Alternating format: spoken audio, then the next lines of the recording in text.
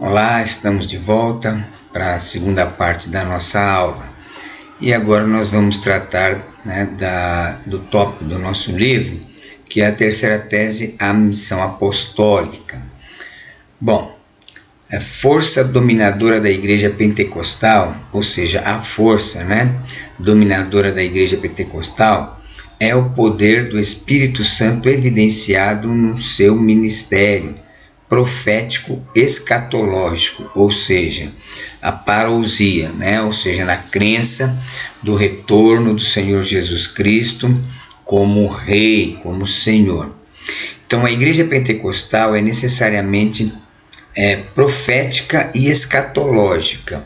Sua missão é proclamadora e sua perspectiva é a realização do ainda não no já da história da redenção. Então, a missão da igreja é a missão de Cristo, e a missão de Cristo é a missão do Espírito Santo.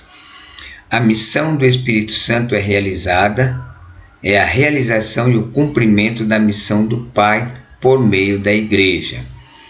A essência da igreja pentecostal, que se baseia no poder do Espírito Santo como uma força central, esse poder é demonstrado principalmente através de seu ministério profético, que aponta para a vontade de Deus, e escatológico relacionado ao fim dos tempos e à segunda vinda de Cristo, ou parousia. Então veja bem, a igreja pentecostal ela se baseia no poder do Espírito Santo, principalmente na questão da missão, ou seja, nós cremos que o Espírito Santo é a força propulsora que nos leva à realização da missão. Ou seja, nós cremos que o homem, o crente simplesmente por si só, ele não tem a condição, nem o incentivo necessário, nem o poder necessário para realizar a missão. Por isso que nós dizemos que a missão ela é uma missão baseada no poder do Espírito Santo, como aquilo que nos leva, que nos incentiva, como aquilo que nos faz ir. Então, essa é a grande verdade da missão da igreja, que crê no poder do Espírito Santo para a atualidade. Então, aí a vontade de Deus é justamente essa, que nós venhamos a pregar o Evangelho, testemunhar. Só que nós temos essa convicção: se o poder do Espírito Santo não tiver derramado sobre a nossa vida, fica muito difícil, você simplesmente pela força humana, simplesmente pela boa vontade humana. Nós temos visto atualmente que mesmo tendo o poder do Espírito Santo, crendo no poder do Espírito Santo, às vezes temos deixado a desejar a realização da missão. Agora, imagine se não houver o poder do Espírito Santo para a realização da obra. Então, esse é o primeiro passo da tese da missão apostólica, ou seja, a missão ela é baseada sempre no poder e na força do Espírito Santo. Então, a igreja pentecostal ela é vista como profética. Por quê? Lógico, porque ela anuncia as verdades divinas e escatológica. Por quê? Porque ela mantém o foco na experiência da consumação do plano de redenção. Então, esses são dois eixos importantes, O profético, porque está anunciando as verdades de Deus, que é o Evangelho, a salvação em Cristo Jesus, e mantém o foco principalmente na questão de crer que a consumação do plano de Deus ela estará acontecendo. Lógico que não sabemos nem o dia nem a hora, mas que ela vai acontecer, nós cremos. porque Jesus disse, né? Não vos deixarei órfão, voltarei novamente para vos buscar. Né? E no mesmo capítulo ele diz, não se turbe o vosso coração, credes em Deus, credes também em mim. Na casa de meu pai há muitas moradas. Se não fosse assim, eu vos teria dito, pois vou preparar-vos lugar. E se eu for e vos preparar lugar, voltarei novamente para vos buscar, para que onde eu estiver, estejais vós também. Então esse aspecto da igreja, da missão da igreja, ele é muito forte na igreja pentecostal, por isso que ela é considerada profética, né, e escatológica. Bom, sua missão é proclamadora, isto é, ela existe para anunciar o evangelho e preparar as pessoas para a volta de Cristo. Então esse é o foco central da missão, né, que a teologia pentecostal enfatiza, né? E além disso, sua perspectiva é fundamentada no conceito teológico de realizar o ainda não, né, ou seja, a plenitude do reino de Deus no já, ou aqui e agora durante a história, né? Então quando nós chegamos nessa plenitude, nós no aqui e agora nós estamos executando o trabalho que o Senhor espera de nós, ou seja, que é levar as verdades, né? E nessas verdades a realidade escatológica também ela é enfatizada. Então isso reflete a tensão entre os que já foi cumprido com Cristo e o que ainda será totalmente realizado no futuro.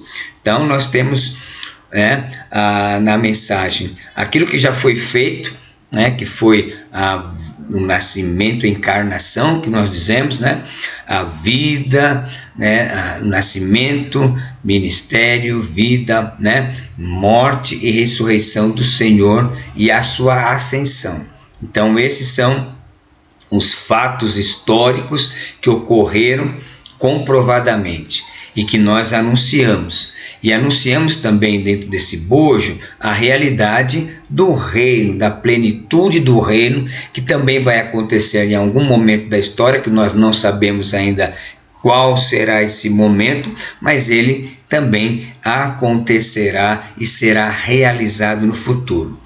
Então, é assim que o movimento pentecostal cristológico é perfeitamente o movimento do Espírito Santo, ou seja, desde a oferta da salvação até a promessa da segunda vinda de Cristo, é o Espírito Santo que fortalece a igreja a fim de que ela não se desanime nem perca a esperança.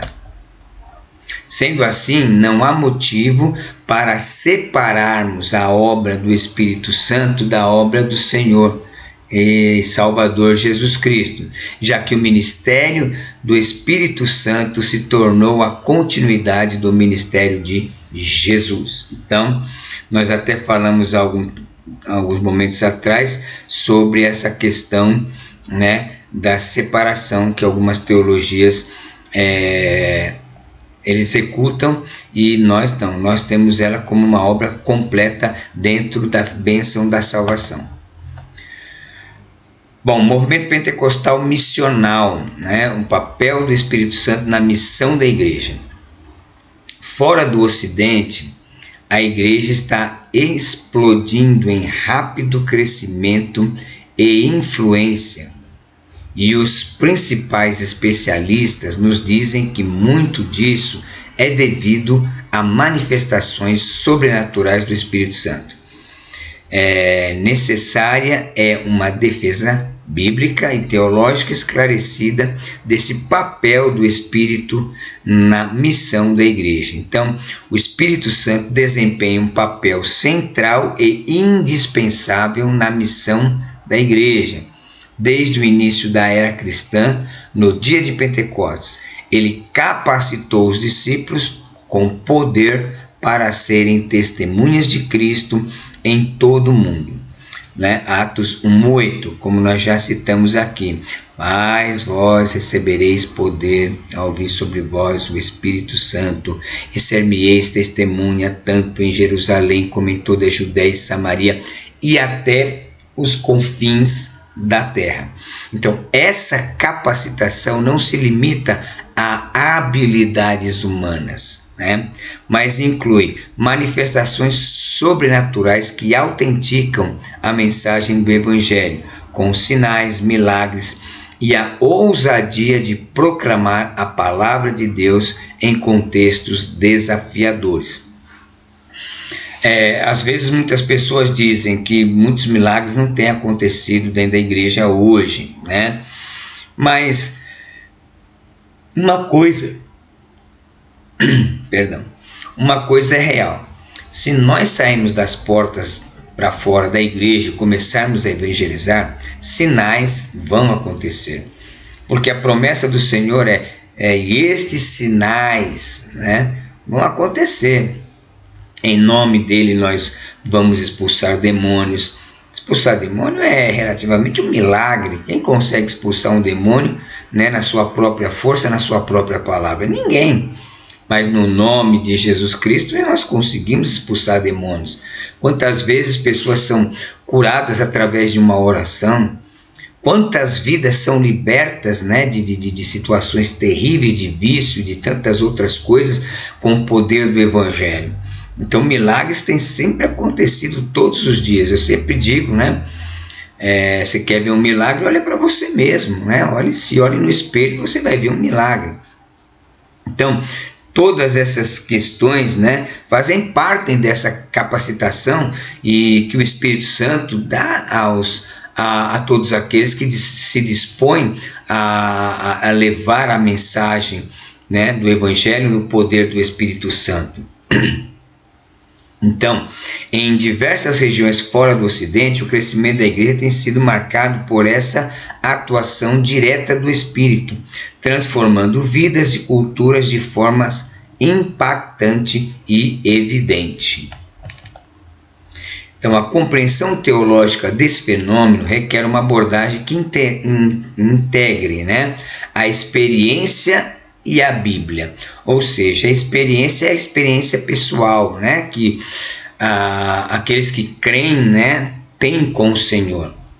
E essa experiência, ela é fundamental, né, se nós queremos realmente conhecer a verdade de Deus, porque é algo que Deus determinou.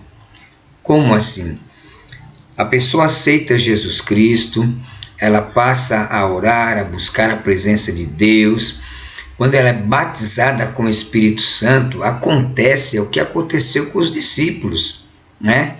A intrepidez, a compreensão, todas as ferramentas necessárias para o cumprimento do ID acontecem. Então, é fundamental essa compreensão, principalmente a experiência e a palavra, né? A experiência porque é a experiência pessoal e a palavra porque é a revelação de Deus que Deus nos deu para levar no poder do Espírito Santo às outras pessoas. Então, a Escritura apresenta o Espírito Santo como agente de renovação e poder divino, aquele que convence o mundo do pecado, da justiça e do juízo. Aí tem um ponto importante, né? A gente fala assim, vamos sair para ganhar almas, né? Mas não é nós que ganhamos almas. Quem ganha alma, quem convence, é quem? É o Espírito Santo. Então, veja bem, o Espírito Santo, ele, né, usa a nossa vida. Para quê? Para nós transmitirmos a palavra. E por que ele usa a gente? Porque só o homem tem, né, a condição de fazer isso. Porque somente o homem, né, nascido de novo, que tem experiência com Deus, é que pode levar a mensagem. Porque o Senhor Jesus morreu por nós, a experiência de salvação é nossa, né? Os anjos não têm como pregar o Evangelho, porque Jesus não morreu por eles, né? Agora, o homem sim. Então, o homem experimenta toda essa questão. Por quê? Porque ele recebe a salvação, ele tem experiência com Deus, ele tem experiência da transformação. Então, é muito claro essa verdade de que o homem é aquele que tem a condição de levar a mensagem, né? O homem nascido de novo, regenerado, transformado pelo poder de Deus. Bom, a importância da pneumatologia pentecostal na missiologia eclesiástica. Então, historiadores apontam que o movimento pentecostal nasceu num berço de santidade, ou seja, num chamado movimento holiness. O que é o movimento holiness? Ou movimento de santidade?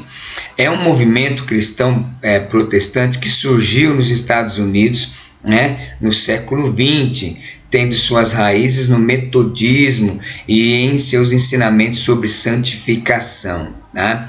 Então, o movimento holiness foi um movimento que aconteceu. E quando ele fala que nasceu num berço de movimento holiness, ou seja, do movimento de santidade, Então, o movimento pentecostal nasceu num berço de santidade mesmo. Cresceu também no contexto missionário, porque a ênfase, é em santidade. O que é santidade? Santidade é você ser uma pessoa separada das práticas mundanas. Você não vive de acordo com o mundo, mas você vive de acordo com a palavra de Deus. E a palavra de Deus nos ensina a nos afastarmos, de tudo aquilo que é desagradável aos olhos de Deus, que ofende a santidade de Deus, Por isso que Paulo vai dizer que a gente tem que fugir até da aparência do mal, E o mal ali é o pecado, é aquilo que tenta nos seduzir a ter uma vida desregrada, uma vida que ofenda a santidade de Deus. Então, o movimento pentecostal sempre primou por essa questão da santidade, da separação, Ou seja, não é separação sair fora do mundo ou do convívio das pessoas, mas é ter um procedimento, uma atitude, um caráter que reflita o caráter de Cristo, um caráter santificado. E nesse contexto, a igreja pentecostal também foi e tem sido um grande veículo no contexto missionário, ou seja, levando a palavra, evangelizando. É lógico que talvez no século XXI tenha tido uma certa diminuição. Contudo, tem muita gente ainda pregando, muita gente ensinando, muita gente realizando a obra, no poder do Espírito Santo, que às vezes não é publicado, não é visto, pelos canais, de mídia que nós temos hoje. Uma igreja que se diz pentecostal, olha só, e que não está engajada em missões, configura uma contradição em si e está negando seus distintivos históricos. Um dos artigos de fé incluído no Compromisso da Grande Cidade do Cabo, o documento criado em 2010. Em 2010 houve o terceiro Congresso de Lausanne sobre evangelização mundial, que enfatizava, que enfatizou nesse congresso a importância do Espírito Santo para a missão da igreja. Então o artigo diz o seguinte: nós amamos o Espírito Santo dentro da unidade da Trindade, junto com Deus Pai e Deus Filho. Ele é o Espírito missionário enviado pelo Pai missionário e pelo Filho missionário, dando vida e poder à igreja missionária de Deus. Nós amamos e oramos pela presença do Espírito Santo, porque sem o testemunho do Espírito Santo, do Espírito de Cristo, nosso próprio testemunho é fútil.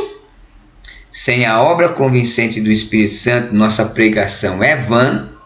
Sem os dons, orientação e poder do Espírito, nossa missão é mero esforço humano. E sem o fruto do Espírito, nossas vidas pouco atraentes não podem refletir a beleza do Evangelho. Então veja que em Lausanne, esse artigo enfatizou bastante e claramente a função distintiva do Espírito Santo, ou seja, sem o Espírito Santo. Sem o poder do Espírito Santo, nós não chegaremos a lugar nenhum. A missão da igreja, a missão pentecostal, né? Na missão pentecostal, o Espírito Santo levou homens e mulheres como instrumentos no reino de Deus. Uma das grandes lições do movimento pentecostal é que tanto homens como mulheres se tornaram instrumentos capacitados pelo Espírito Santo para testemunhar a todos sobre Jesus Cristo, Salvador e Senhor. Uma linguagem pneumatológica para a missão da igreja. Lucas é um escritor prolífico, né, no uso de termos para descrever a capacitação do Espírito Santo para realizar uma obra para Deus. No caso de Jesus e da igreja, o Espírito Santo capacita a fim de realizar a missão de Deus sobre a qual Jesus disse, né? A minha comida e a minha bebida é realizar a vontade de Deus, que está lá em João 4,34. Né? Apesar de eu ter já falado ele decorado, mas vamos ler, né? Que é muito bom a gente. Então, 4,34, que diz assim. E Jesus disse, né, a minha comida é fazer a vontade daquele que me enviou e realizar a sua obra. Tá? Para os discípulos e para a igreja, vamos ver lá, capítulo 21, verso 21.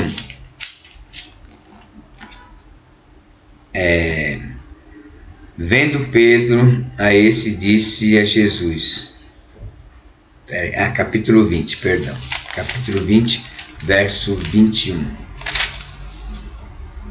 Disse-lhe, pois, Jesus outra vez, Pai seja convosco, assim como o Pai me enviou, também eu vos envio a vós. Então aqui nós temos tanto a missio Dei, né, que o Pai, né, que enviou o Filho para Jesus, como a missio Christi, né, ou seja, a missão de Cristo para a igreja.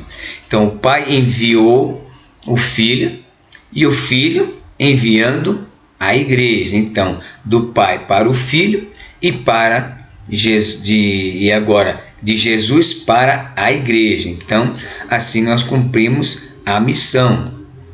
Então, a missão da igreja, conforme demonstrada nas Escrituras, é essencialmente pneumatológica, ou seja, conduzida e capacitada pelo Espírito Santo. Em Atos 1,8, Jesus promete aos seus discípulos, mas recebereis poder ao descer sobre vós o Espírito Santo e ser-me-eis minhas testemunhas, tanto em Jerusalém como em toda a Judéia e Samaria e até aos confins da terra.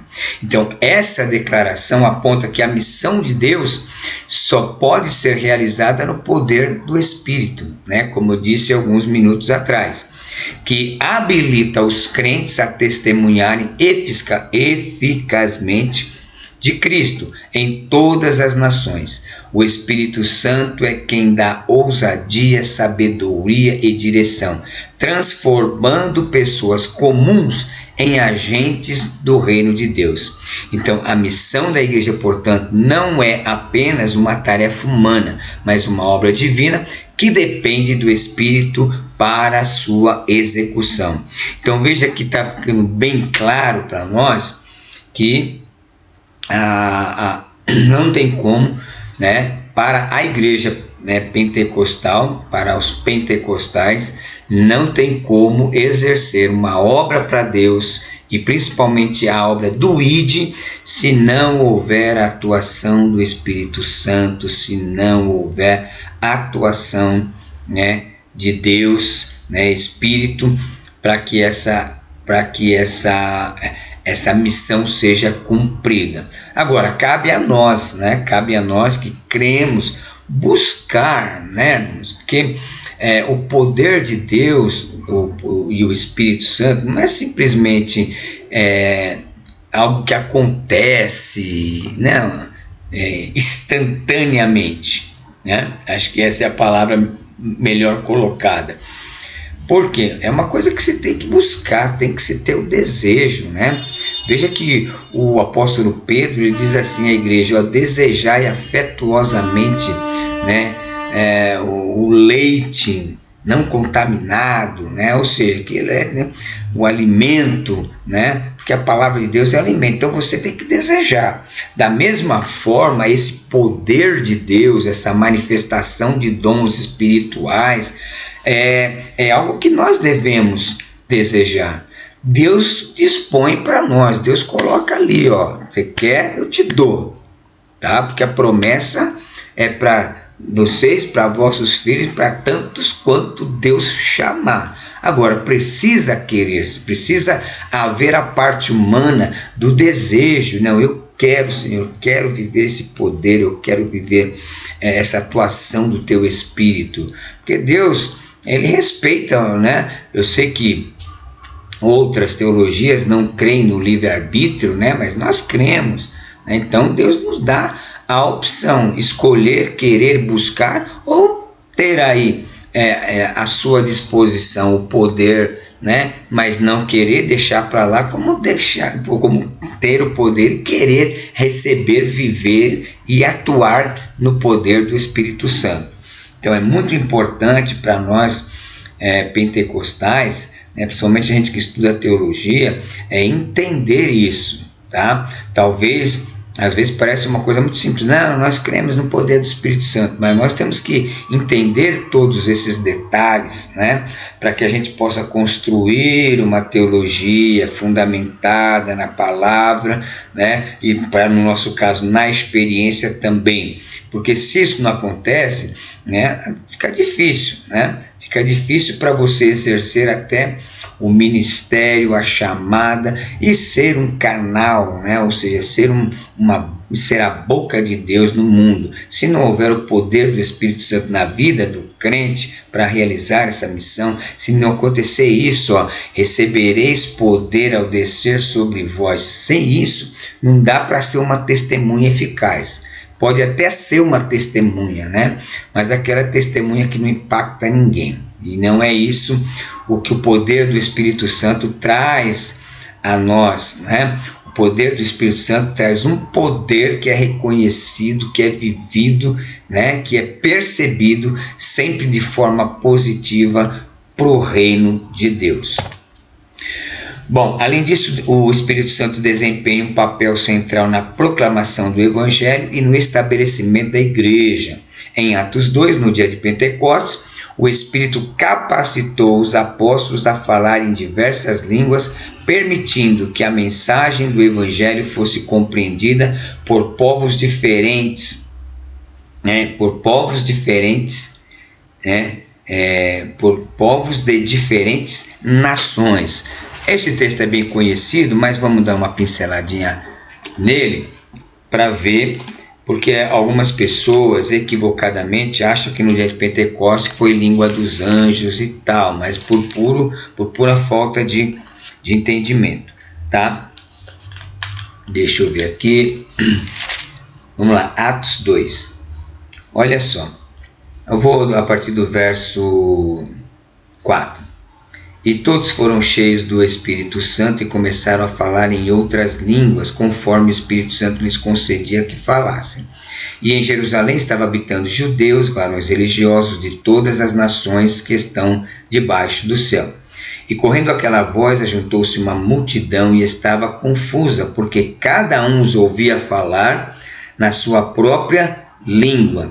Ou seja, esses judeus que ele está falando aqui são judeus que nasceram fora da Palestina por conta das diásporas que já haviam acontecido durante a história do povo, né, de Israel, que espalhou judeu para muitos tipos de nações diferentes de lá de Israel mesmo. E essas pessoas nasceram em outros países e aprenderam o idioma que é falado no país que ele estava morando.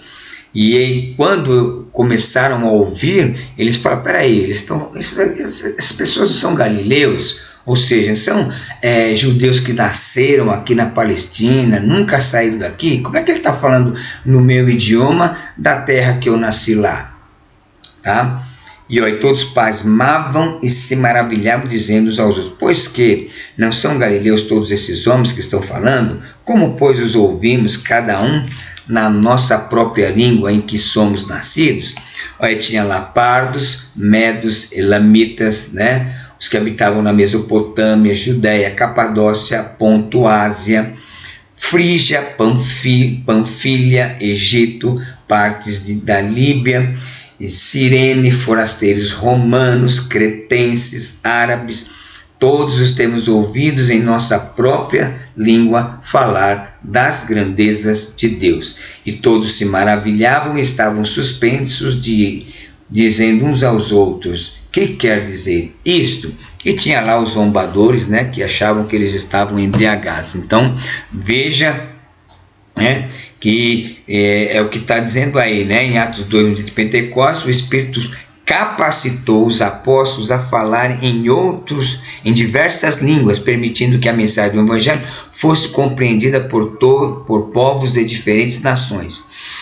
Esse evento demonstra que a obra missionária é fundamentada na ação soberana do Espírito Santo, que guia os missionários, convence os corações e une os crentes de diversas culturas em um só corpo. Então, por aí, nós, né, por tudo que nós temos falado aqui nesta aula, nós observamos o como e o quanto, né, o ministério do Espírito Santo é importante. Ele não sobrepuja o ministério de Cristo, mas ele foi aquele que foi deixado, né, que foi enviado para que pudesse, nesse poder do Espírito Santo, continuar a exaltar a Cristo, né, a levar a mensagem cristológica, porque ela é o fundamento de toda a salvação. Então, é isso que os teólogos pentecostais e a igreja pentecostal crê, mesmo que algumas teologias não aceitem e nem recebam esse ensino dessa forma. Bom, ainda fundamentando, né? Como Paulo escreve em 1 Coríntios 12, 13: pois em um só Espírito todos nós fomos batizados em um só corpo, quer judeus, quer gregos, quer escravos, quer livres. Assim, a missão da igreja não é apenas um esforço humano, mas um movimento liderado e sustentado pelo Espírito Santo. Oh, coisa gloriosa! Então, a realização da Missio Dei é pneumatológica. A Missio Dei é um termo latino que fala que é a missão de Deus, né? Então, a missão de Deus, né, que Deus deixou para nós também, é uma missão pneumatológica, no sentido que ela é realizada na força e no poder do Deus Espírito Santo. O Senhor Jesus batiza no Espírito Santo seus filhos e filhas, para que o Espírito os capacite para a obra da pregação do Evangelho a toda criatura. Bom, a doutrina pneumatológica quanto ao poder dos discípulos e a missão da igreja. Então, após esclarecer aos seus discípulos a grande comissão, né, ordenou que eles ficassem em Jerusalém até que do alto fossem revestidos de poder. É o que está lá, né, em Lucas 24, 49. Vamos lá. Lucas 24, 49. Nós já lemos isso hoje, mas nós vamos reler, porque é sempre bom a gente estar relendo a palavra de Deus, e assim conseguimos fixá-la cada vez melhor na nossa mente. Então, olha só o verso, capítulo 24 e o verso de número 49. E eis que sobre vós envio a promessa de meu Pai. Ficai, porém, na cidade de Jerusalém, até que do alto sejais revestidos de poder. Esse é o ponto, né? Nosso Senhor disse para eles irem e pregarem, e fazerem discípulos, e declararem o perdão dos pecados, né? E batizarem e ensinarem. Mas antes de tudo isso, deveria esperar a promessa do Pai para que se tornarem testemunhas capacitadas pelo Espírito Santo. Então, o movimento pentecostal, em sua dinâmica de avivamento e renovação, não foi simplesmente um movimento de espiritualidade querigmático, de pregação, não, e de renovação avivalista, mas mormente, ou principalmente, um movimento missionário. Então, o poder veio para alavancar a missão, dando a capacitação necessária ao homem convertido, para executar essa obra, E é importante a gente entender isso, crer nisso, buscar isso, viver isso. Bom, numa pneumatologia pentecostal missional, pode ser construído um entendimento do papel do Espírito Santo na missão de Deus, por meio da Igreja de Deus. A Igreja se torna a boca de Deus,